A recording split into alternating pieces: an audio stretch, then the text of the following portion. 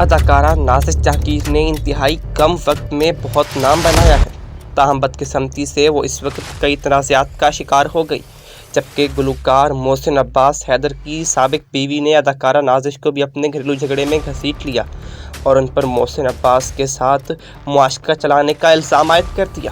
نازش جہانگیر اب تک اس معاملے پر خاموش رہی، تاہم اب انہوں نے دنیا کو حقیقت بتا دی۔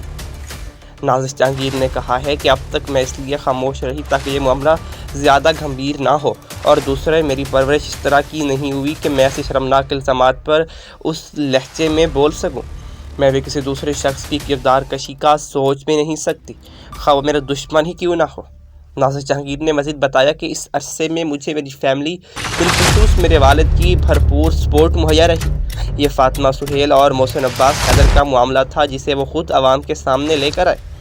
مجھے فاطمہ سہیل کی طرف سے عائد کیے گئے گھٹیا الزام سے کوئی فرق نہیں پڑا اور نہ ہی اس سے میرا کیریئر متاثر ہوا۔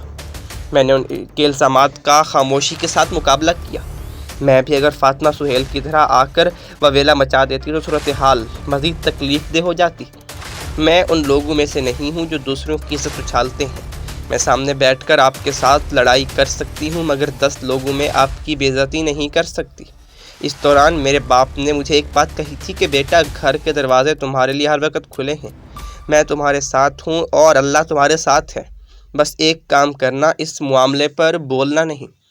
جی ہاں، جس طرح اداکار نازش کی بات ہو رہی ہے کہ انہوں نے اپنا نام تو بہت ہی کمایا اور انتہائی کم وقت میں کمایا، لیکن بدقسمتی سے وہ اس وقت کئی تنازعات کا بھی شکار ہیں۔ جب گلوکار محسن عباس حیدر کی سابق بیوی نے اداکارہ نازش کو بھی اپنے گھریلو جھگڑے میں مکمل طور پر گھسیٹ لیا اور ان پر محسن عباس کے ساتھ معاشقہ چلانے کا الزام عائد کر دیا۔ نازش جہانگیر نے اب تک اس معاملے پر خاموش رہی، تاہم انہوں نے حقیقت دنیا کو بتا دی۔